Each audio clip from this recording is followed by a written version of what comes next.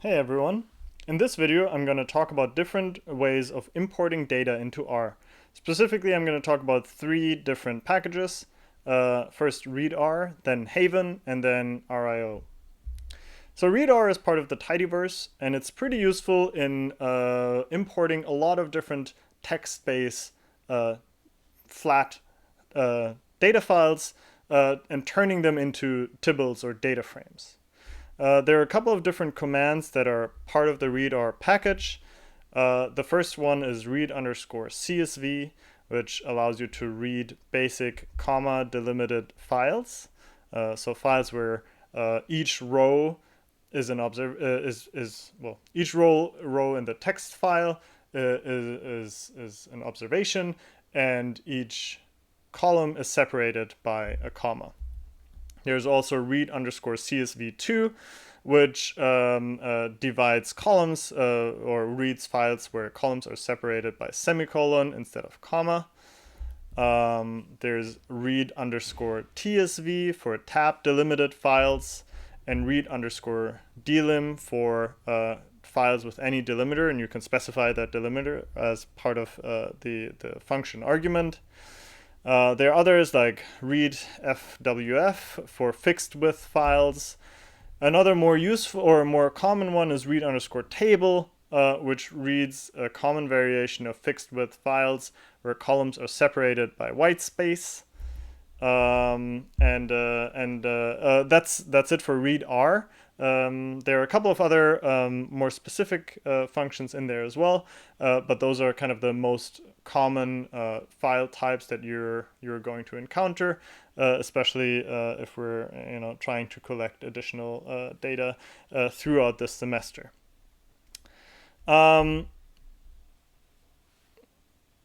As an example, one thing that I uploaded a version of the 2016 American National Election Study in our shared in the project in our shared RStudio Cloud workspace.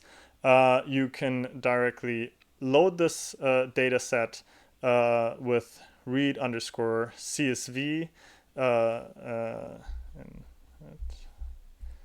this command.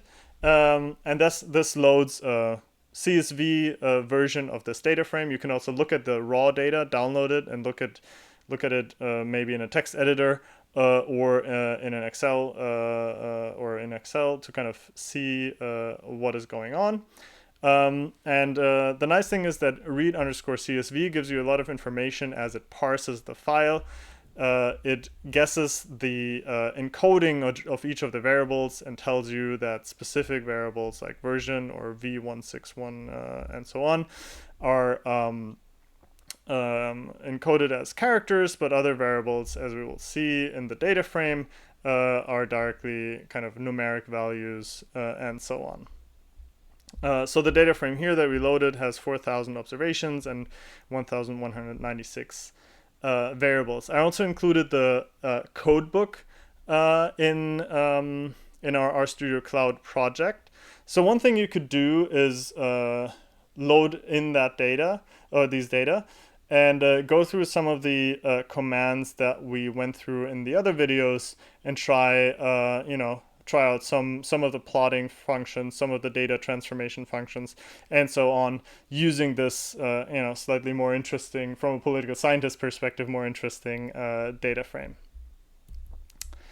Oftentimes we don't have kind of text-based or column-separated data frames in our applications. Oftentimes we have data from other statistical programs like SPSS, Stata, and SAS. If you have files like that, one very useful package is Haven, which is not part of the Tidyverse, so you'll have to load it individually here, library Haven. This file allows you to read in these external these external file types, for example, DTA for Stata files, using the read_DTA command. You might have used in the past the foreign command for this. The problem is that foreign does not support the new Stata, I think Stata 13 or Stata 12 version files. or version of DTA files anymore. So I would recommend that you use read_DTA of the Haven package. The other useful thing about read_DTA is it directly saves this data frame as a tibble that gives you it gives you some additional information beyond what you have in a traditional base R data frame. We'll talk about this probably later in the semester, but one thing that it allows you here, if you look at the encoding of the different variables, that it basically includes label information that was included in the DTA or in the Stata file. It also kind of contains that information in your tibble as you load it. There are other packages like foreign where this information was either lost or it created transformed numeric variables into factor variables, and that was always a little bit tedious to get the old Stata files into the right format. And with Haven, that's relatively simple and relatively flawless. There's another package that I want to mention, RIO or Rio, which is called a Swiss Army knife for data input-output. That's why it's R input-output. This is another useful package for all kinds of external data files. And the nice thing about Rio is that all you need to remember is the command import, and will basically automatically detect the file type, in this case a Stata DTA file, and load it as a data frame.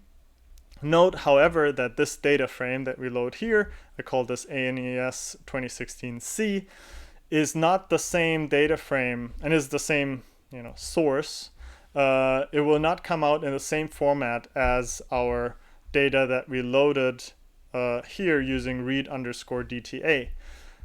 There are two important differences, or the main difference is that RIO is not part of the tidyverse and doesn't directly load a tibble or doesn't directly use tibbles. So this will be saved in a traditional data frame. But even if we transform this into a tibble, then the data looks somewhat similar. But one thing that we lose in this format is we don't have the label information that I mentioned previously, where we kind of know the original variable or value labels that were included in the Stata data file. Those will be lost here. So this just to kind of be aware of, but other than that, it's another useful package to import different types of data sets. There are other types of data that you will probably encounter less frequently. You can also read Excel files using the readxl package. There are other packages for reading Excel files as well. In general, in my own workflow, I tend to, if I encounter Excel files, I tend to just save them as CSV files, or save that one sheet of the Excel file as a CSV and then use that. But if you want to directly read Excel files, you can do that using that package. There's also DBI if you have large SQL databases. DBI allows you to run SQL queries against such a database and return a data frame. And I can talk about those more if you encounter them as part of your project. I just wanted to mention them briefly here. All right, that's already it for this video. In the next video, I'm going to talk about tidy data and the tidyr package.